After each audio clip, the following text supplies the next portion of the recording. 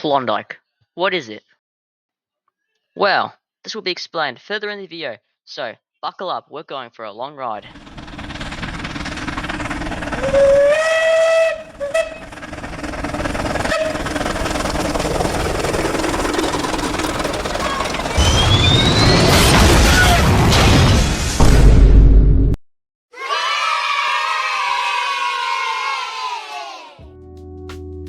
Klondyke is a small 042 tank engine with short stumpy wheels and a tall dome with distinct rectangle windows.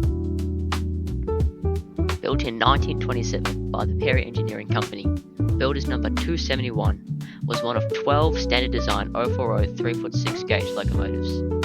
You may be asking, I thought Klondyke was an 042. Well, yes, but I'll explain later. Purchased in 1928 for the State Rivers and Water Supply Commission of Victoria on construction of the Hume Weir on the Murray River near Albury.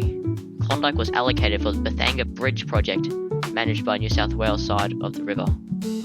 Klondyke, out of the 12, was built for a 3-foot gauge to accommodate for the system that was there, shuttling around materials for the construction of the bridge. Following the completion of the bridge, Klondyke was re-gauged to 3'6", like her other sisters, and worked for the Hume Reservoir project.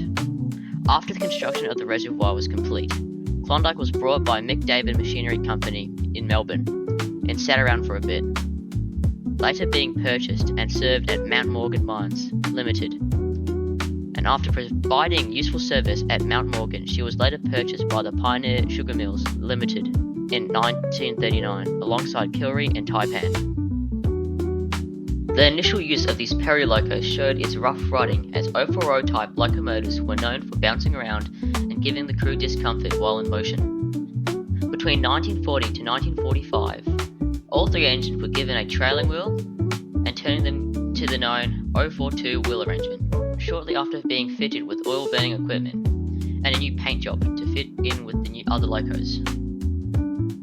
Around this time, all three engines were given names we know today, with number 271 Klondyke, number 265 Kilry, and number 269 Taipan. All three engines spent the rest of their time at the mill shuttling around cane bins until each of them worn themselves out, with Taipan being the first to go out in 1960, Klondyke in 1962 following Taipan, and Kilry's information wasn't found while making this video. Because of the nature of the sugar mill railways, Klondyke and her other sisters would have had a couple fare accidents, and one of them was documented here. All three engines sat around the sugar mill and were replaced with the newly purchased diesels and stayed there until roughly 1966, where all three engines were split up, with Kilry going to Australian Narrow Gauge Railway Museum Society, Taipan scrapped in the same year. But some people supposedly believe that the engine wasn't scrapped and sits in the shed today in Queensland. Lastly, Klondyke. Klondyke was acquired by the Geelong Steam Preservation Society through the mastermind David Beck, who was a member of the society, who got the sugar mill to give it to the GSPS in the same year, out of service. Located in the Belmont Common, where a little line was created, somewhere in the 1970s. On a little divergent topic, the line was created to preserve the former Fineswood Railway, the locos being a Hudswell Clark number 646, known as number 6, a Vulcan Foundry number 4, initially with a Queensland Railways PB class PB15 and a South Australian Railways T class T251. Back to Klondyke. She sat around the main shed, which was an aircraft hangar, being repaired with the removal of the sandboxes and fitting and plumbing of the air brakes. The story goes like this. Some volunteers at the time also worked at the West Coast Railway, and when the R classes were finished being painted, they took the paint and brought it back to Klondyke, and she was painted in a West Coast blue livery. Klondyke never pulled any passengers while at the Belmont, but was steamed up. In 1979, the GSPS was able by VicTrack to re-gauge the old Queenscliff branch line from 5'3" to 3'6" in Queenscliff and Lakers siding. And slowly, each engine from the Belmont was moved to Queenscliff in 1971. In 1983, Klondyke was leased out to the Mount Lyell ABT Wilderness Railway Queenstown, Tasmania, to help the reconstruction of the old Mount Lyell line from Queenstown to Regatta Point, and while being in Tasmania, it was given the green and gold livery. Klondyke was involved in a nasty accident leading to an early ending, and was sent back to the Bellarine with a broken trailing axle. And in the 2000s, Klondyke returned in 2001 to the Bellarine and continued regular service under speed restrictions and doubling or triple heading events in Easter with number 6 or number 4.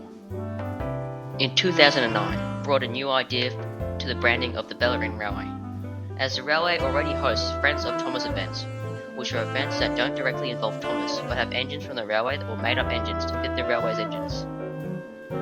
Klondyke was chosen by Mattel to be the mascot of Thomas, as the Friends of Thomas events were being phased out, being painted iconic Thomas blue, given fake splashes and the removal of the cowcatcher or pilot, cylinder cladding being black in an attempt to hide the cylinders, and given a Thomas face to say.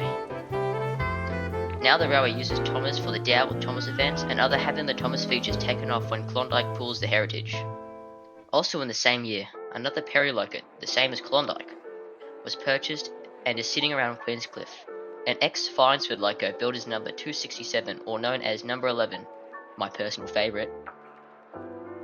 For 15 continuous years, Klondyke maintained a consistent service as Thomas for the events and Klondyke for when the heritage services are on. And in 2011 she was put in a ferry that went to Melbourne as a one-off event. It's crazy to think this might be the real-life counterpart to Big World, Big Adventures, as the movie revolves around Thomas moving around the world to see many countries. But it's Klondyke that has moved around Australia and seeing many places. But continuing, she worked for 13 years after that, but as most things wear out and go out of service. So in the winter of April 2024, she was put out of service and put into heavy restoration. The restoration covered the replacement of the trailing wheel, where a replacement was found in the Burikin Machinery Preservationist in Queensland. Side tank rust replacement, boiler tube replacement as some had not been replaced since it arrived at Queenscliff after the accident, and a new paint job.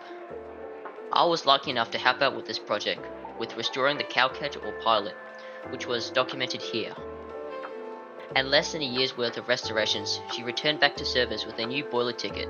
In April 21st, Klondyke pulled her first heritage service since 2009. During the day, after the second service, she was turned around on the turntable located in Queenscliff and now faces Drysdale, like other locos at the railway. This video took roughly a week to get this finished. I appreciate the help and information given out to the project. Their large knowledge of Klondyke greatly helped the process of the video production, and other links will be put in the description for any further reading. All media and video, like the photos of the Perrys, are not mine, and were found online. I'm aware the captions aren't the greatest, and have misspelled many things wrong, but I can't really be bothered to fix it. This will be a continuing video series with other engines, mostly from the Bellarine Railway. But these videos won't be consistent content, but will be mixed up with other of my lower quality videos. Thanks for watching and see you another time.